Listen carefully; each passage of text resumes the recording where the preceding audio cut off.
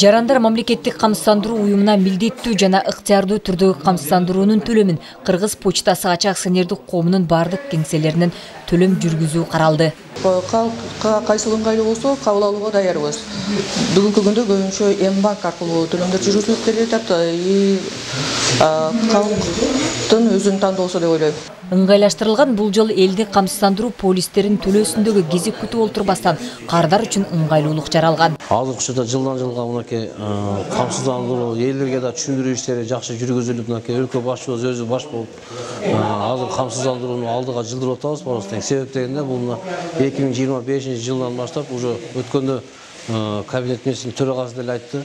25-жылдан баштап, мынакей январь айынан баштап уже мамлекеттен эч кандай жардам алынбайт, бир гана ушу камсыздандыруу уюму аркылуу гана элдерге биз жардамды беребиз деп ошентип айтып кетти.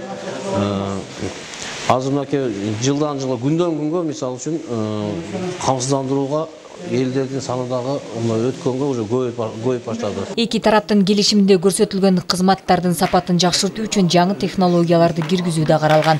Турак жайлар, анан кийин автоунааларды мынакей ОСАГО деп чыгып атат. Булар милдеттүү түргө кирет.